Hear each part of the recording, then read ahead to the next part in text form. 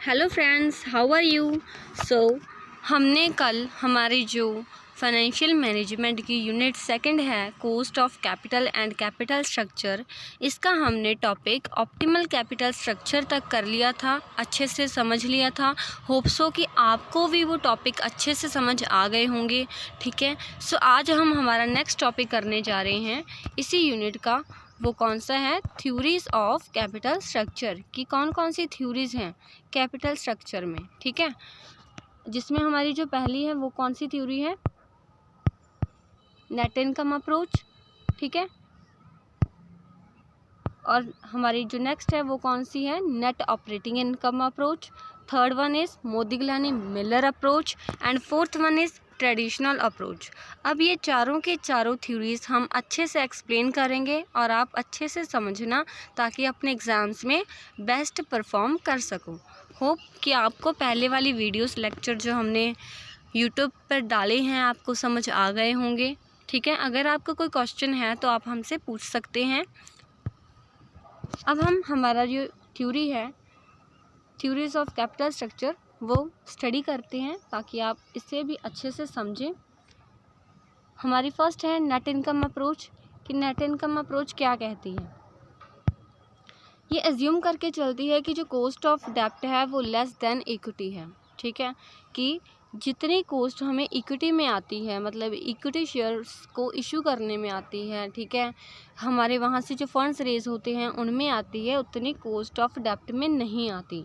ठीक है, अब जब हमारा इंक्रीज डेब्ट lets to increase value of firm, कि जितना हमारा डेब्ट जो शेयर्स हैं डिवेंचर्स हैं हम उनको इशू करेंगे, ठीक है, मतलब जितना ज़्यादा हमारे पास फंड रेज होगा उससे हमारा क्या होगा, जो वैल्यू ऑफ फर्म है वो भी क्या होगी, इंक्रीज़ होगी। ठीक है, third one is capital structure is relevant. इसमें क्या है कि नेट इनकम अप्रोच में जो कैपिटल स्ट्रक्चर है वो रेलिवेंट किया गया है कि इसमें कैपिटल स्ट्रक्चर को हम यूज़ कर सकते हैं। ठीक है, और according to this approach a firm can minimize the weighted average cost and increase the value of firm, कि इस अप्रोच के द्वारा, इस थ्योरी के द्वारा जो फर्म है अपनी जो वेटेड एवरेज कॉस्ट है उसको मिनिमाइज कर सकती है, कम कर सकती है, और अपनी जो वैल्यू है फर्म की उसको इंक्रीज कर सकती है। अब इसके साथ ही क्या होगा, जब उनकी जो वैल्यू है फर्म की इंक्रीज होगी उसकी जो मार्केट प्राइस है वो भी इंक्रीज होगी इक्विटी शेयर्स की। और जैसे हमें पता है कि जो कॉस्ट ऑफ डेब्ट है वो ज़्यादा इन्होंने की है लेस देन इक्विटी, मतलब इक्विटी की जो कॉस्ट है वो ज़्यादा होती है और कॉस्ट ऑफ डेब्ट के कम होती हैं। और उन्होंने यहाँ पर क्या लिखा है कि market price of equity shares while using डेब्ट financing to the maximum possible extent, कि जब हमारी जो फर्म है डेब्ट जो हमारे शेयर्स हैं डिवेंचर्स हैं उनको यूज़ करेगी तो इससे क्या होगा, मैक्सिमम पॉसिबल एक्सटेंट होगा कि उनका जो बिज़नेस है वो क्या होगा, एक्सटेंड होगा, इंक्रीज़ होगा। ठीक है, अब हमारी नेक्स्ट है वो कौन सी थ्योरी है? Net operating income approach. ये वाली थ्योरी है ये टोटली ओपोजिट है जो हमने ये वाली थ्योरी की है नेट इनकम अप्रोच। अब इसमें क्या है नेट ऑपरेटिंग इनकम अप्रोच में कि ये एज्यूम करती है value of the firm is independent of the capital structure, कि जो फर्म की वैल्यू है वो क्या होगी, इंडिपेंडेंट होगी, कैपिटल स्ट्रक्चर के ऊपर बेस नहीं होगी, वो इंडिपेंडेंट होगी। ठीक है, उनके वे ऑफ कैसे वो अपना बिजनेस कंडक्ट करते हैं, ठीक है, कैसी उनकी मार्केट में हम कह सकते हैं जो उनका रैंक है वो क्या है, ठीक है, वो मैटर करता है। अब क्या है कि जो कैपिटल स्ट्रक्चर है यहाँ पर क्या है, इररिलेवेंट है। ठीक है, ये बात हमने इस जो हमारी लाइन है फर्स्ट इसी में अंडरस्टैंड कर ली थी कि नेट ऑपरेटिंग इनकम अप्रोच क्या अज्यूम करके चलती है कि जो वैल्यू ऑफ अ फर्म है वो इंडिपेंडेंट है, वो डिपेंड नहीं करती किस पे, कैपिटल स्ट्रक्चर पे। इसलिए इस थ्योरी में जो कैपिटल स्ट्रक्चर है वो क्या है, इररिलेवेंट है। ठीक है, cost of capital remain constant. इस थ्योरी में जो कॉस्ट ऑफ कैपिटल है वो कांस्टेंट रहती है और this theory is totally opposite to net income approach. ठीक है, जो हमारी फर्स्ट वाली थ्योरी है नेट इनकम अप्रोच उससे ये क्या है, टोटली ऑपोजिट है। To this change in the capital structure of company doesn't affect the market value. ठीक है, अब इसमें ये क्या कहते हैं कि अगर चेंज आता है कैपिटल स्ट्रक्चर में, कंपनी के कैपिटल स्ट्रक्चर में अगर चेंज आता है तो वो अफेक्ट नहीं करेगा किसको, मार्केट वैल्यू ऑफ फर्म को। ठीक है, क्योंकि जो ओवरऑल कॉस्ट ऑफ कैपिटल है वो क्या है, कांस्टेंट रहती है irrespective of method of finance. किसके इर्रिस्पेक्टिव में, कि हमने मेथड ऑफ फाइनेंस कौन सा यूज़ किया है। ठीक है, अब हमारी थर्ड है मोदिग्लानी एंड मिलर अप्रोच। अब इसमें क्या है, ये थ्योरी है बेसिकली, जो बेस है वो किस चीज़ पर है, दो इसके कंसेप्ट हैं, एक तो विदाउट टैक्स और एक विद टैक्स। ठीक है, कि अगर फर्म में टैक्सेस हैं वो नहीं हैं तो क्या होगा, जो कैपिटल स्ट्रक्चर है वो वहाँ पर इररिलेवेंट होगा। कि अगर वहाँ पर टैक्स नहीं है तो वो क्या होगा, वहाँ पर कैपिटल स्ट्रक्चर इररिलेवेंट होगा। अगर फर्म में टैक्स है तो जो वैल्यू है वो इंक्रीज़ होगी, मोर डेप्ट, उसमें जो डेप्ट है वो भी ज़्यादा होगा ड्यू टू टैक्स शील्ड। किसके कारण, टैक्स के कारण। ठीक है, it is proposed by Franco Modigliani. ये किनके द्वारा प्रपोज की गई थी, मोदिग्लानी के द्वारा, फ्रैंको मोदिग्लानी। ठीक है, एंड मर्टन मिलर, और सेकंड पर्सन कौन थे, Merton Miller. Suggest that a company value is unaffected bye it's capital structure. ये भी क्या सजेस्ट करते हैं कि जो कंपनी की वैल्यू है उस पर कोई भी इफेक्ट नहीं पड़ता, किसका, कैपिटल स्ट्रक्चर का। ठीक है, होप्स हो कि आपको ये तीनों की तीनों समझ आ गई होंगी। नेक्स्ट है हमारी ट्रेडिशनल अप्रोच। ठीक है, कि there is an optimal capital structure, ये हमने रीड आउट किया था, मैं आपको दोबारा दिखा देती हूँ फिर भी एक बार, कि हर एक कंपनी में ऑप्टिमल कैपिटल स्ट्रक्चर होता है जिसमें वो क्या करते हैं, मिक्स ऑफ डेब्ट एंड इक्विटी को यूज़ करते हैं, जिसकी जो हमारा क्या होगा, जो वेटेड एवरेज कॉस्ट है वो क्या होगा, कम होगा इसके कारण, और जो हमारी फर्म की वैल्यू है वो क्या होगी, इंक्रीज़ होगी। अब इस ट्रेडिशनल अप्रोच में ये क्या कह रहे हैं कि there is an optimal capital structure, initially cost of capital decrease. इससे क्या होगा, जो कॉस्ट ऑफ कैपिटल है वो डिक्रीज़ होगी विद मोर डेप्ट।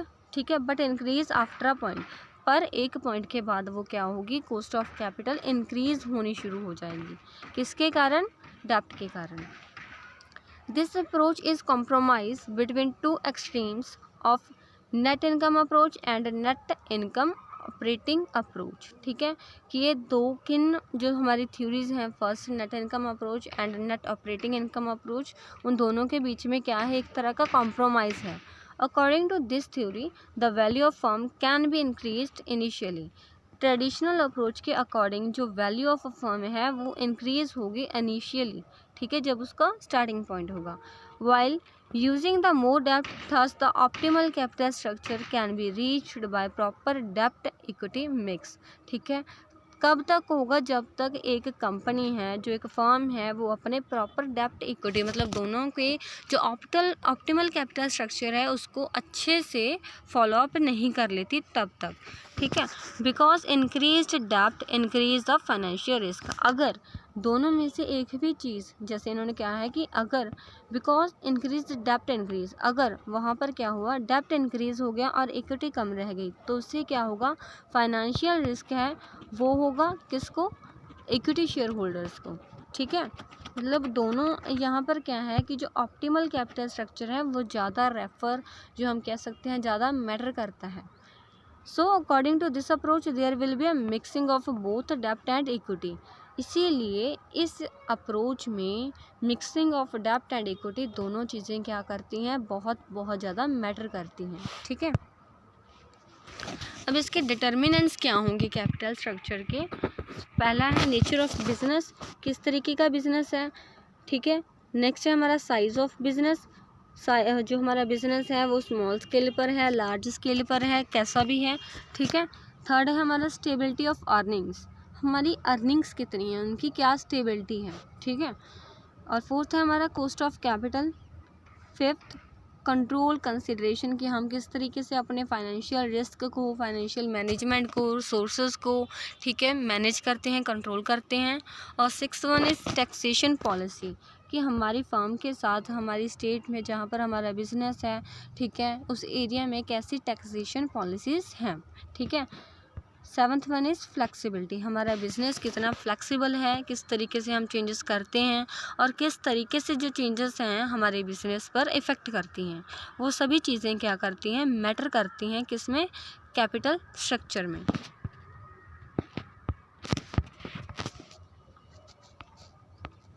और अब हमारा नेक्स्ट है ऑपरेटिंग एंड फाइनेंशियल लीवरेज।